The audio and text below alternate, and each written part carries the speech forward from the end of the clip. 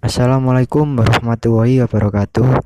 Perkenalkan, nama saya Fani Oriagian dari Teknik Industri Malam kelas A. Nomor absen 1737000014. Pada presentasi kali ini saya akan mencoba membahas tentang subsistem, peran, implikasi, dan dampak sistem informasi pada mata kuliah PSIP. Selanjutnya,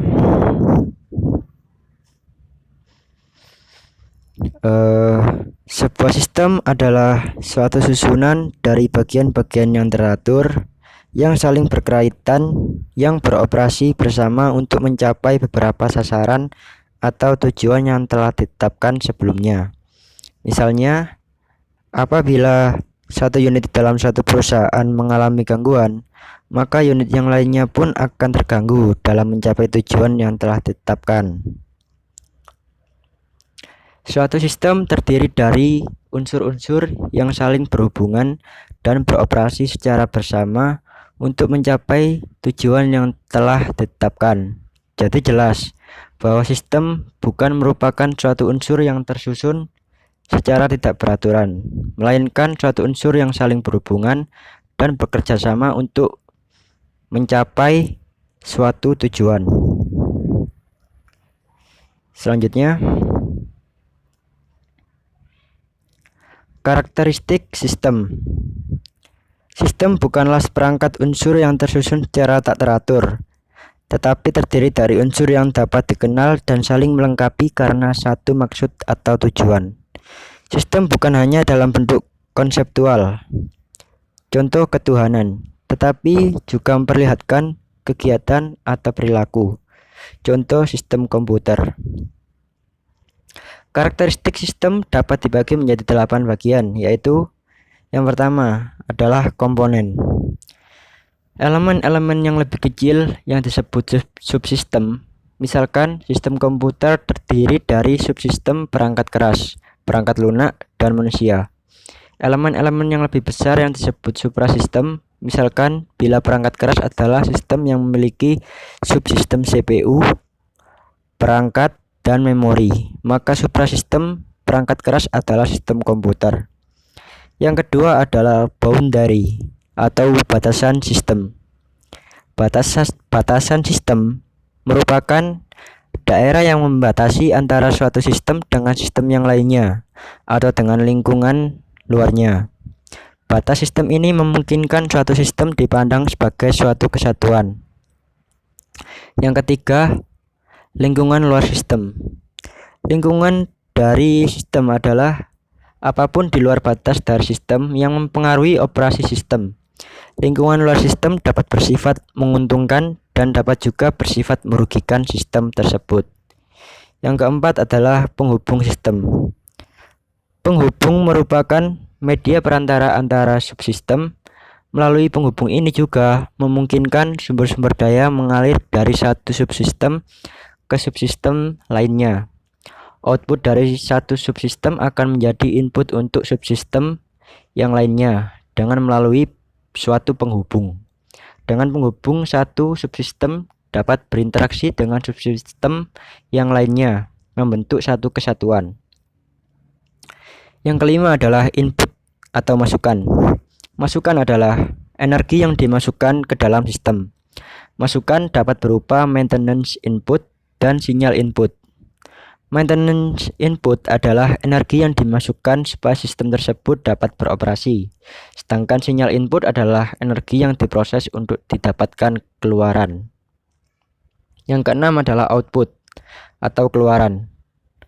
Output atau keluaran adalah hasil dari energi yang diolah dan diklasifikasikan menjadi keluaran yang berguna dan sisa pembuangan. Keluaran dapat merupakan masukan untuk subsistem yang lain atau kepada suprasistem. Yang ketujuh adalah proses atau pengolahan sistem. Suatu sistem dapat mempunyai suatu bagian pengolah atau sistem itu sendiri sebagai pengolahnya. Pengolah yang akan merubah masukan menjadi keluaran. Suatu sistem produksi akan mengolah masukan berupa bahan baku dan bahan-bahan yang lain menjadi keluaran berupa barang jadi. Yang kedelapan adalah objective and goal atau sasaran dan tujuan sistem. Suatu sistem pasti mempunyai tujuan atau sasaran. Kalau suatu sistem tidak mempunyai sasaran, maka operasi sistem tidak akan ada gunanya. Sasaran dari sistem sangat menentukan sekali masukan yang dibutuhkan sistem dan keluaran yang akan dihasilkan suatu sistem. Suatu sistem akan dikatakan berhasil bila mengenai sasaran atau tujuannya. Selanjutnya,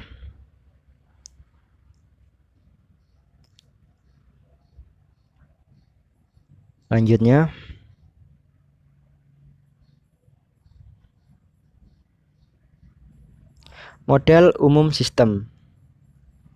Model umum dari sistem terdiri dari masukan, proses, dan keluaran. Sebuah sistem bisa mempunyai banyak masukan dan banyak keluaran. Mungkin juga memiliki beberapa masukan dan keluaran. Sifat dan keterbatasan sistem membentuk sebuah boundary atau batasan. Sistem berada dalam boundary tersebut, sedangkan bagian luar boundary disebut lingkungan. Setiap sistem terdiri dari beberapa subsistem, dan subsistem terdiri pula atas beberapa subsistem. Jenis-jenis model di antaranya adalah yang pertama, model fisik. Model fisik adalah penggambaran entitas dalam bentuk 3 dimensi. Model fisik berukuran lebih kecil dari aslinya dan biasanya yang digunakan dalam dunia bisnis berupa prototipe model baru. Yang kedua adalah model naratif. Adalah penggambaran entitas secara lisan atau tulisan. Semua komunikasi bisnis adalah model naratif, sehingga model naratif merupakan model yang paling populer dan paling sering digunakan oleh pihak manajemen. Yang ketiga adalah model grafik. Model grafik adalah model yang mewakili entitasnya dengan menggunakan garis, simbol, dan bentuk dengan sedikit penjelasan naratif. Yang keempat adalah model matematis.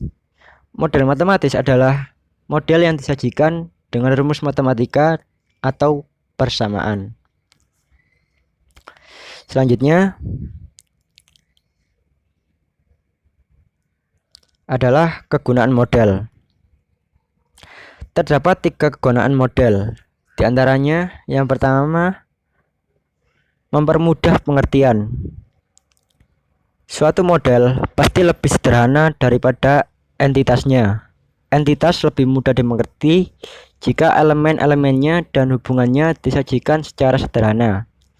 Yang kedua adalah mempermudah komunikasi. Suatu model digunakan karena pada umumnya setelah pemecahan masalah manajer akan mengkomunikasikan baik hasil maupun keputusan kepada pihak-pihak yang terhubung. Maka model sistem sangat digunakan agar mempermudah jalur komunikasinya. Yang ketiga adalah memperkirakan masa depan, khususnya dalam model matematika. Model ini dapat memperkirakan apa yang akan terjadi di masa depan, namun tidak 100% akurat, karena banyak data yang dimasukkan ke dalam model biasanya didasarkan atas berbagai asumsi. Manajer juga harus menggunakan pertimbangan dan intuisi untuk mengevaluasi model. Selanjutnya adalah jenis-jenis dari sistem. Yang pertama adalah sistem deterministik dan sistem probabilistik. Sebuah sistem deterministik beroperasi dengan cara yang dapat diramalkan secara tepat. Interaksi antar bagian diketahui dengan pasti. Contoh sebuah program komputer. Sistem probabilistik adalah suatu yang mungkin, tetapi selalu ada sedikit kesalahan atas ramalan terhadap jalannya sistem. Contohnya adalah stok barang. Yang kedua adalah sistem tertutup dan sistem terbuka. Sistem tertutup dalam fisika didefinisikan sebagai sebuah sistem yang mandiri. Sistem ini tidak bertukar materi, informasi, ataupun energi dengan lingkungannya. Contohnya adalah reaksi kimia dalam sebuah tabung. Sedangkan sistem terbuka mengadakan pertukaran informasi, materi, atau energi dengan lingkungannya. Yang ketiga adalah sistem manusia atau mesin. Sebuah sistem yang baik biasanya memiliki sifat deterministik yang relatif tertutup, sehingga sistem dapat diduga yang selalu berjalan tepat seperti seharusnya. Dalam sistem informasi, unsur mesin seperti komputer dan program komputer relatif tertutup dan deterministik, sedangkan unsur manusia adalah sistem terbuka dan probabilistik. Selanjutnya adalah subsistem.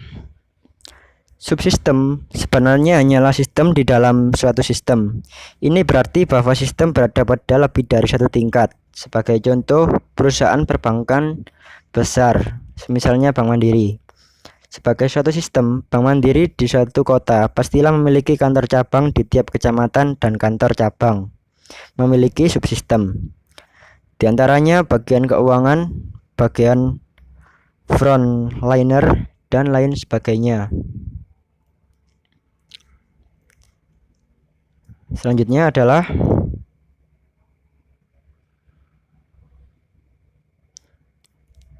subsistem output sistem informasi SDM. Model sistem informasi SDM meliputi 6 subsistem output. Antara lain, yang pertama, subsistem perencanaan angkatan kerja. Merupakan informasi yang dibutuhkan oleh manajer atas untuk merencanakan kebutuhan tenaga kerja dalam jangka pendek dan jangka panjang. Informasi ini meliputi informasi untuk analisis perputaran tenaga kerja, anggaran biaya tenaga kerja, dan perencanaan tenaga kerja itu sendiri.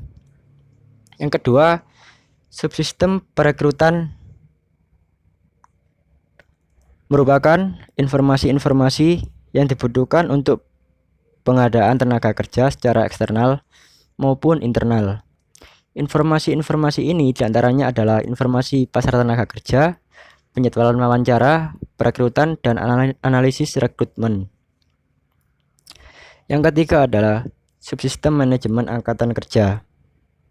Merupakan informasi-informasi yang dibutuhkan untuk mengelola sumber daya manusia di dalam suatu organisasi. Yang keempat adalah subsistem tunjangan. Merupakan informasi tentang penggajian dan kompensasinya yang meliputi kehadiran jam kerja dan analisis kompensasi serta perencanaan kompensasi. Yang kelima adalah subsistem benefit.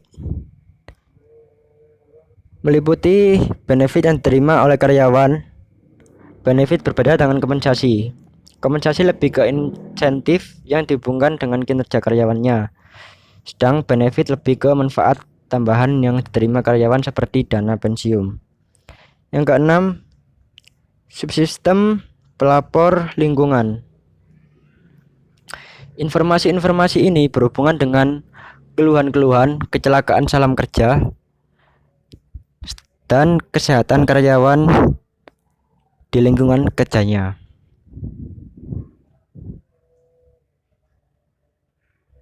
Selanjutnya adalah Human Resource Department bertanggung jawab terhadap pengelolaan sumber daya manusia dalam sebuah organisasi. Pengelolaan dari sumber daya manusia yang ideal dalam organisasi memiliki beberapa aspek. Di antaranya yaitu seleksi dan rekrutmen. Yang kedua, pelatihan dan pengembangan. Yang ketiga, kompensasi dan benefit. Yang keempat, subsistem penggajian. Yang kelima, manfaat sistem penggajian. Yang keenam, manajemen kinerja. Yang ketujuh, perencanaan karir. Yang kedelapan, hubungan karyawan. Yang kesembilan, separation management. Yang kesepuluh, personnel administration and HRIS. Selanjutnya adalah Sistem Informasi Sumber Daya Informasi atau SDI. Setiap orang di dalam perusahaan yang berperan apapun dalam CBIS bertanggung jawab atas manajemen informasi. Namun yang paling bertanggung jawab terhadap manajemen informasi adalah CEO. CEO merupakan seorang eksekutif yang memiliki manajemen informasi sebagai pekerjaan purna waktunya. Selanjutnya,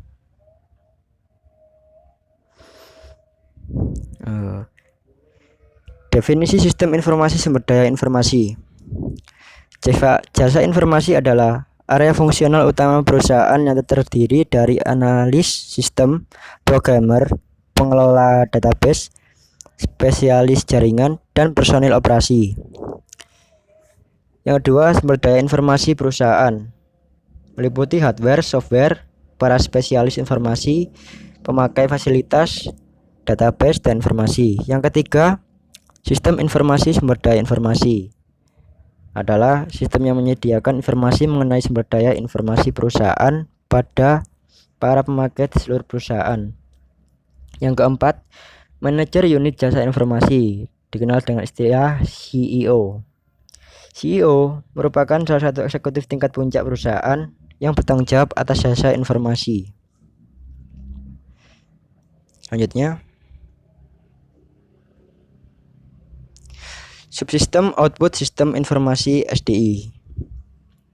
Model sistem informasi SDI meliputi 5 subsistem output. Di antaranya adalah subsistem perangkat keras, subsistem perangkat lunak, subsistem SDM, subsistem data dan informasi, subsistem sumber daya terintegrasi. Selanjutnya,